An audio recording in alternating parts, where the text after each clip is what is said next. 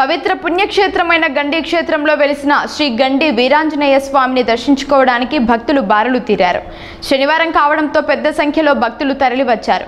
భక్తులకు ఎలాంటి ఇబ్బందులు లేకుండా ఆలయ అధికారులు జాగ్రత్తలు తీసుకున్నారు. భక్తులకు నిత్యాన్నదానంతో పాటు ఎండ తీవ్రతతో భక్తులు ఇబ్బందులు పడకుండా చలువ పందిళ్లను ఏర్పాటు చేశారు. తమ వాహనాలకు పూజ చేయించుకోవడానికి వాహనదారులు క్యూ కట్టారు. స్వామి దర్శనానికి వచ్చిన భక్తులకు ఆలయ అర్చకులు తీర్థ ప్రసాదాలు అందజేశారు.